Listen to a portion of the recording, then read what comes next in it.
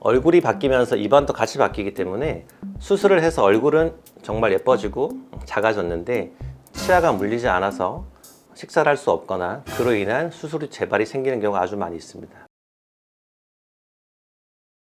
안녕하세요. 반오백 성형외과 대표원장 오창현입니다. 안녕하세요.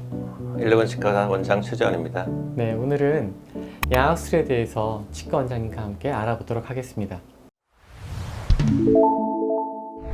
완전히 다른 수술입니다. 윤곽수술은 얼굴의 바깥면을 바꾸는 수술입니다. 예를 들어서 광대가 너무 튀어나와 있거나 사각턱 같이 턱이 너무 각이 진 경우에 단순히 얼굴 형태와 크기를 바꾸기 위한 수술입니다. 반면 양악수술은 뼈에 대한 계획 자체가 치아를 움직이는데 초점이 맞춰진 수술입니다.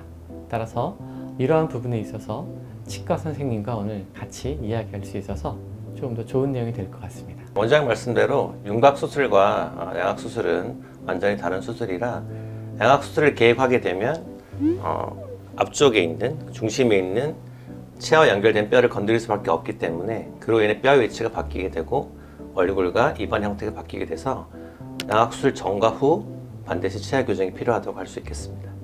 일단은 이 성형외과와 치과가 잘하는 게 서로 좀 다르거든요. 양악수술을 통해서 얼굴뼈의 구조와 얼굴뼈의 위치가 좋은 위치와 정상적인 범위로 회복한다면 그 다음에는 당연히 정상적이고 건강한 교합을 회복하는 게 굉장히 중요하기 때문에 이때 치과 선생님과의 협진이 필수적입니다. 얼굴이 바뀌면서 입안도 같이 바뀌기 때문에 수술을 해서 얼굴은 정말 예뻐지고 작아졌는데 치아가 물리지 않아서 식사를 할 수 없거나 그로 인한 수술 후 재발이 생기는 경우가 아주 많이 있습니다. 따라서 양악수술을 고려하실 때는 반드시 성형외과, 치과에서 정밀한 진단을 해보시고 그 진단을 토대로 성형외과 전문의와 치과 전문의, 특히 교정과 전문의의 협치를 이룬 다음에 정확한 치료 계획을 세워서 진행해야 된다고 말씀드리고 싶습니다. 네, 환자가 병원을 찾아온 이유가 여러 가지가 있는데요.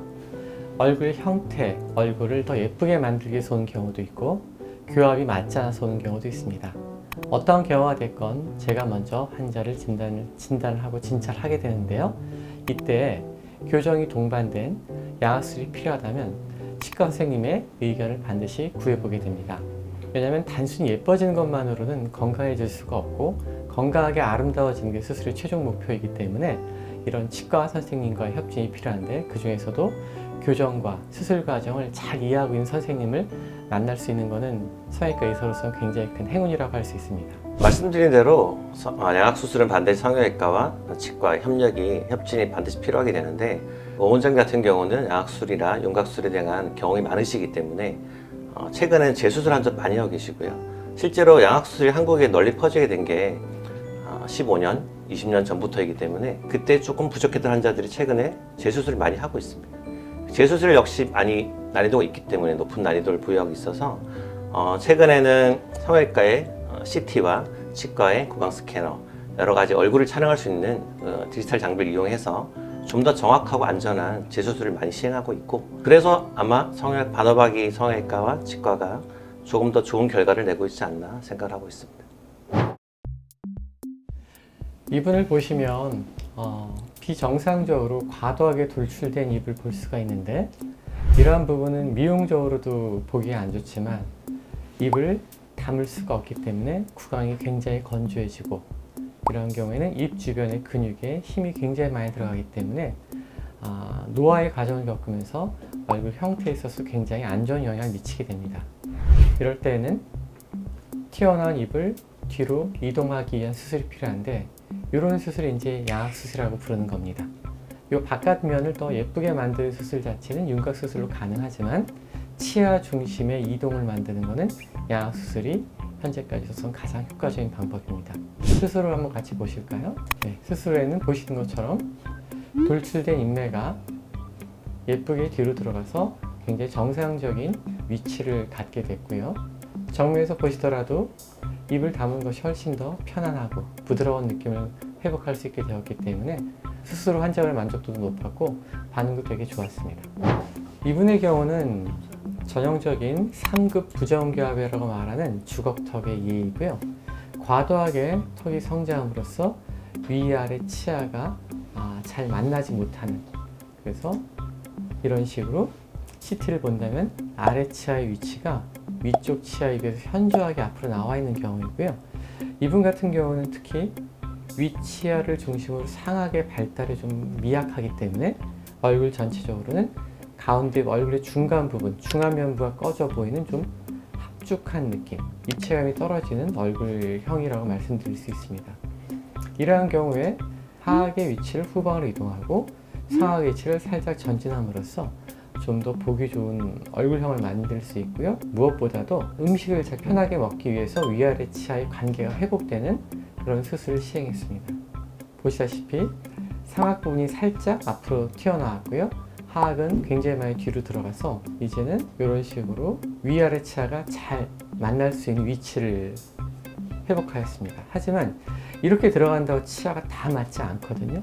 이때 교정과 선생님의 도움이 꼭 필요한 부분입니다. 위치는 맞지만 이 치아들 사이의 미세한 교합들이 안정적으로 또 효과적으로 음식을 먹을 수 있게 만들어주기 위한 과정이 수술에 바로 이제 시작이 돼야 되는 거죠.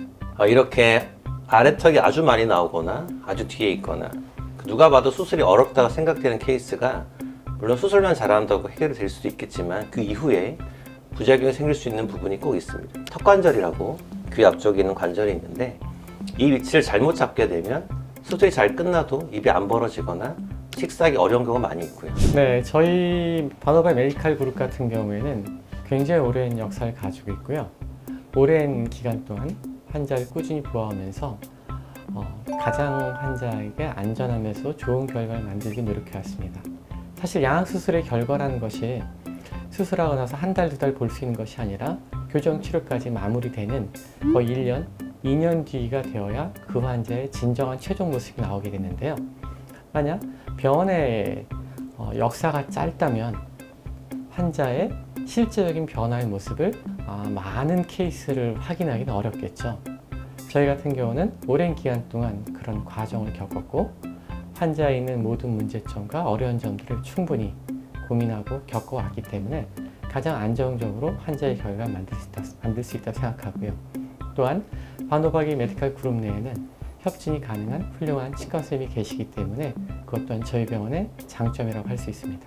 원장님 말씀하신 것처럼 바노박의 큰 장점은 역시 경험이 많은 의료진이라고 볼 수 있겠습니다. 그 경험에 더해서 최근에 많이 보급되고 있는 디지털 장비를 이용해서 좀 더 정확하고 확실한 결과를 낼 수 있는 수술이 가능하다는 점이 되겠고요.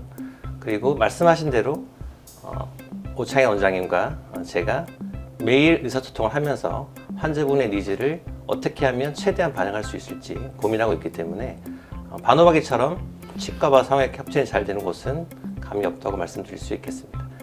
오늘 저와 최 원장님이 양악수술에 있어서 왜 치과와 협진이 필요한지, 어떤 성형외과와 치과가 어떤 일을 나눠 하고 있는지 말씀드렸는데요. 앞으로도 재미있고 유익한 영상으로 찾아뵙겠습니다. 감사합니다.